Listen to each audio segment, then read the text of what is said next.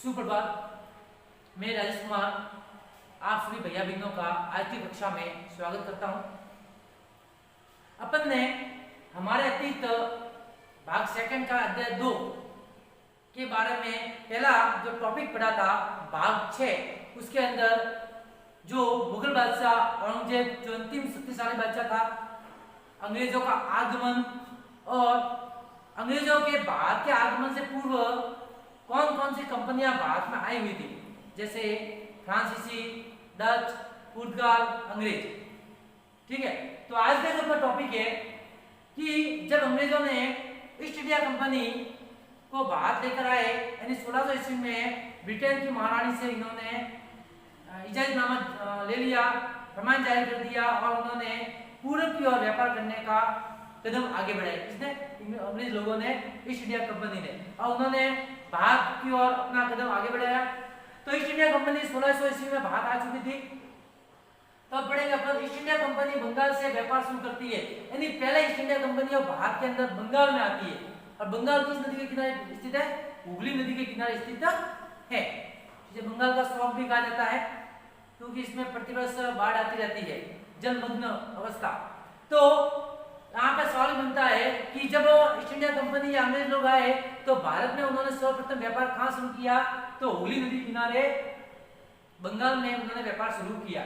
तो पहले लाइन देखेंगे, पहली इंग्लिश फैक्ट्री, पहले जब अंग्रेजी फैक्ट्री बनी, सर्वप्रथम जो अंग्रेजी फैक्ट्री बनी वो बनी 1651 ईस्वी में हुगली नदी के किनारे से शुरू हुई। तो सवाल यह बनता है, इंपोर्टेंट सवाल बनता है कि अंग्रेजों द्वारा सर्वप्रथम फैक्ट्री किस नदी के किनारे स्थापित की गई? तो हुगली नदी के किनारे स्थापित की गई। कब बनाई गई? 1651 में। अब ये फैक्ट्री होती क्या है? फैक्ट्री अपन अगर सामान्य तौर पे देखें, जहाँ पे बहुत सारे लोग काम करते हैं, वो फैक्ट्री है। जिस वस्तु का उत्पादन करते हैं वो वस्तु है फैक्ट्री है। वो फैक्ट्री है जहाँ पे बहुत सारे व्यक्ति बहुत सारी वस्तुओं का उत्पादन करते हैं, उसे फैक्ट्री कहते हैं। लेकिन उस समय फैक्ट्री क्या होती?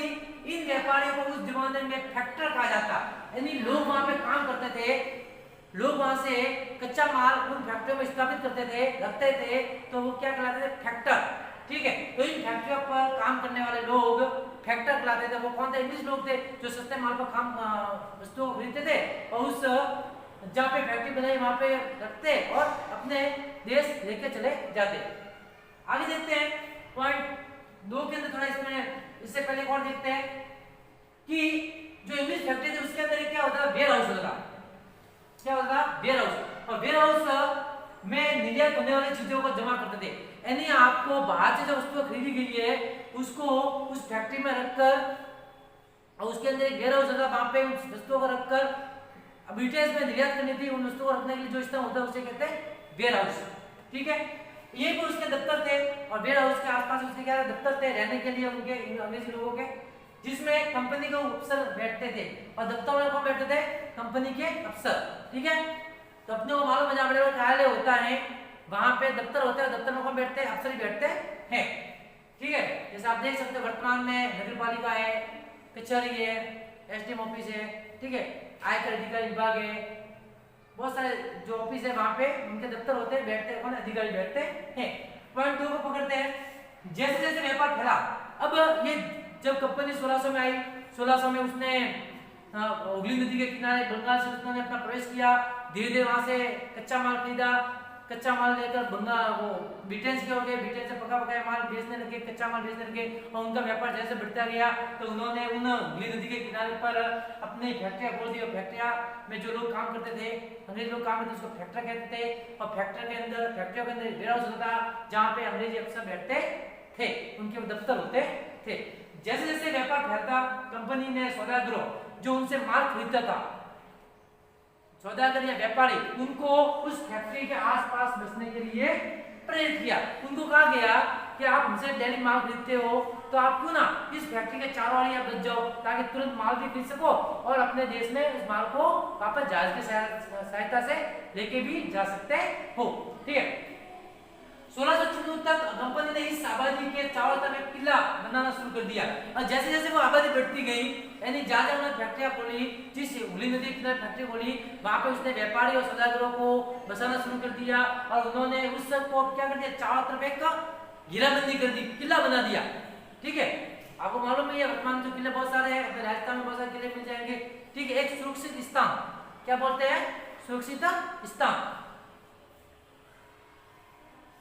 दूसरा बात, मुगल बादशाहों ने अब जब सुरक्षित स्थान बन गया तो अब क्या था, अंग्रेज लोग चाहते थे कि इस व्यापार को और गांव में फैलाया जाए। तो उन्होंने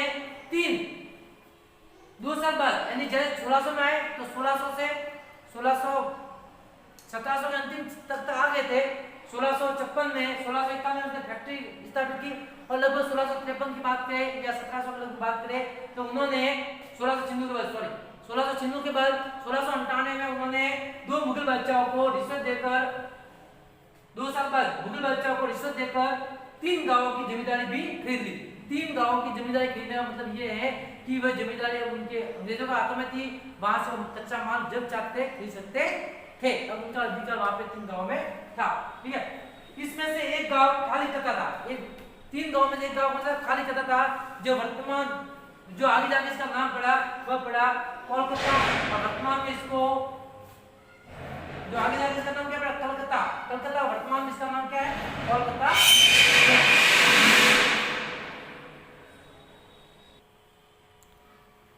तो मैंने बताया कि पहले अंग्रेजों ने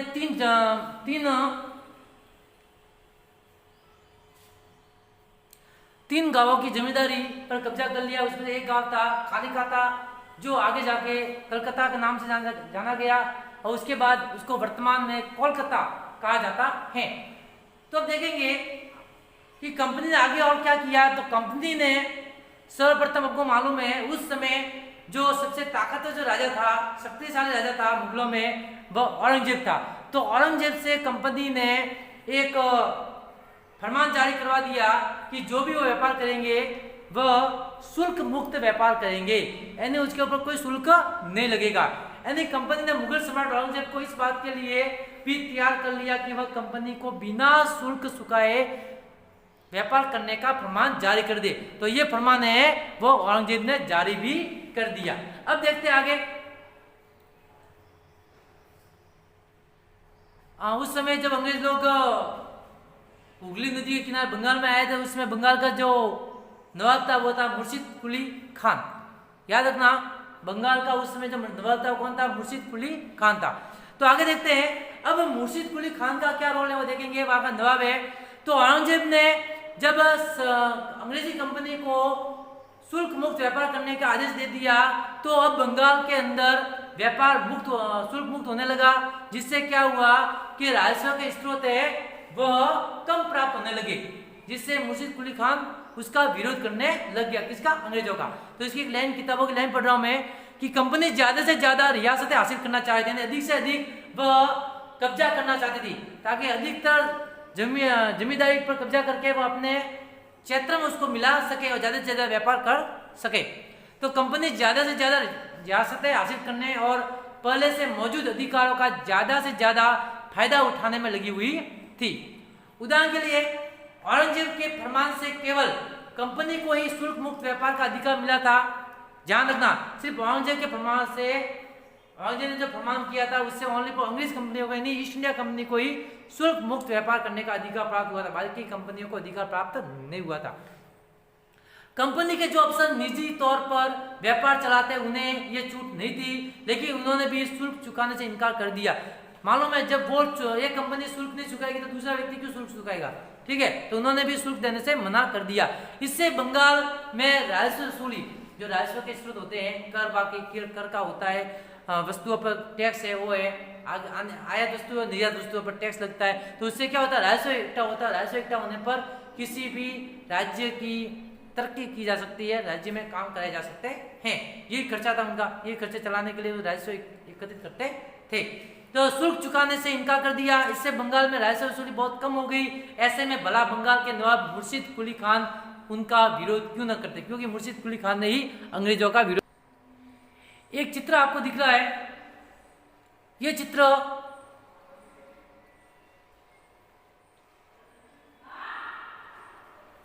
आपको दिख रहा है। मद्रास के जहाजों में सामान लाती स्थानीय नौकाएं, यानी जो नौका है वह मद्रास यानी बाहर से सामान ला रही है।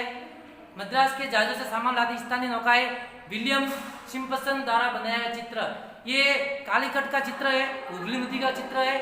यह किसके द्वारा बनाया गया था? सिम्पसन द्वारा बनाया गया था। जो नौका है वह माल को लेकर भी जाती है और लेकर भी आती थी। आगे देखते हैं। अब जो अपना जो सेकंड टॉपिक है, व्यापार से युद्धों तक। अब जब बंगाल को राजस्व वसूली कम प्राप्त होगी तो बंगाल के नवाब नाराज होंगे, और जब नाराज होंगे तो वो कोई ना कोई कदम उठाएंगे। तो यहाँ देखेंगे 18वीं सदी टकराव बढ़ता गया। जब 18वीं सदी आई तब तक अंग्रेजों और बंगाल के नवाबों के बीच में टकराव बढ़ गया। क्यों बढ़ गया? क्योंकि उस समय बाद उससे पहले औरंगजेब की मृत्यु हो गई थी। अब औरंगजेब की जब मृत्यु हो जाती है, आपको मालूम है 1707 के लगभग औरंगजेब की मृत्यु हुई थी।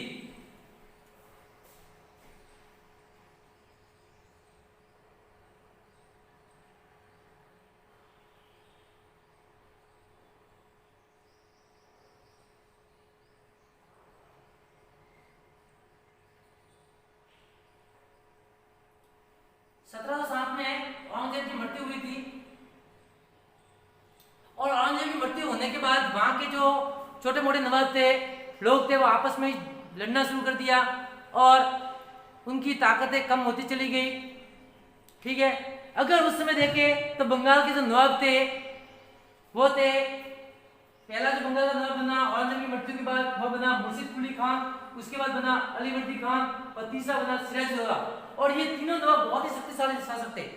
इन्होंने अंग्रेजों को बिना शुल्क के व्यापार करने से मना कर दिया कि आप जब तक राजस्व यानी व्यापार शुल्क या टैक्स नहीं चुकाओगे तब तक हम व्यापार करने आपको नहीं देंगे। तो ये शक्तिशाली राजा नवाब थे। कंपनी को रियासत देने से मना कर दिया, कोई जमीन नहीं दी जाएगी, आपको व्यापार करने के लिए कोई जमीन नहीं दी जाएगी, अगर व्यापार करना है तो टैक्स चुकाना पड़ेगा। कंपनी से नजराना मांगने लगे, टैक्स ने बोला नजराना नहीं, टैक्स पैसा, कोई भी काम करो पैसा दो, जिससे राजस्व उनका बढ़ेगा। इन तीनों नवाबों ने अंग्रेजी या कंपनी को सिक्के डालने से मना कर दिया कि आप कोई भी सिक्का नहीं डालेंगे, और जो किलेबंदी उन्होंने की थी और उसकी किलेबंदी पर क्या लगा दी, रोक लगा दी। तो इस प्रकार से इन तीनों नवाबों में ने अंग्रेजों की जो ईस्ट इंडिया कंपनी की जो किलेबंदी है, सिक्के डालने की योजना है, बिना शुल्क के व्यापार करने की योजना थी, उसको मिट्टी में मिला दिया। जब आगे देखते हैं तो थोड़ी सी बात करेंगे आगे कि कंपनी पर धोखाधड़ी का आरोप लगाते हुए इन तीनों राजाओं ने कंपनी पर क्या लगा दिया, धोखाधड़ी का आरोप लगा दिया। लगाते हुए उन्होंने दलील दी कि उसकी वजह से बंगाल सरकार की राजस्व वसूली कम हो रही है, कि ये अगर शुल्क मुक्त व्यापार करेंगे तो बंगाल को राजस्व नहीं प्राप्त हो रहा है, इसलिए राजस्व क्या कम प्राप्त हो रहा है, बहुत ही कम, जिससे बंगाल का विकास नहीं हो रहा है, और नवाबों की ताकत कमजोर पड़ रही है, और पैसा जब नहीं मिलेगा तो उनकी सैनिक शक्ति भी क्या हो जाएगी, कम हो जाएगी। ये धोखाधड़ी का आरोप लगाया किसने, इन तीनों नवाबों ने, मुर्शिद कुली खान, अलीवर्दी खान और सिराजुद्दौला ने। ठीक है, एक के बाद एक। उनकी वजह से बंगाल सरकार की राजस्व वसूली कम हो जा रही है और नवाबों की ताकत कमजोर पड़ रही है। कंपनी टैक्स चुकाने को तैयार नहीं थी, उसके अफसरों ने अपमानजनक चिट्ठियां लिखी और नवाबों और उसके अधिकारियों को अपमानित करने का प्रयास किया। किसके, कंपनी के लोगों ने। आगे देखते हैं, कंपनी, मैंने कहा किताब पास में लेके बैठे। कंपनी का कहना था कि स्थानीय अधिकारियों को बेतुकी मांगों से कंपनी का व्यापार तबाह हो रहा है, कि ये जो स्थानीय नवाब है ये बिना फालतू मांग करते रहे, जिससे कंपनी का क्या व्यापार कम हो रहा है। व्यापार तभी फूल सकता है जब सरकार शुल्क हटा दे। व्यापार कब फूल सकेगा, हम वस्तुएं कब खरीद सकते हैं, जब सरकार है वो शुल्क हटा दे। कंपनी को इस बात का भी यकीन था कि अपना व्यापार फैलाने के लिए उसे अपनी आबादी बढ़ानी होगी। अगर व्यापार फैलाना है तो अधिक से अधिक अंग्रेजी लोगों को यहाँ पे बसाना पड़ेगा। कहाँ पे, बंगाल के अंदर, तभी व्यापार फैलाया जा सकता है।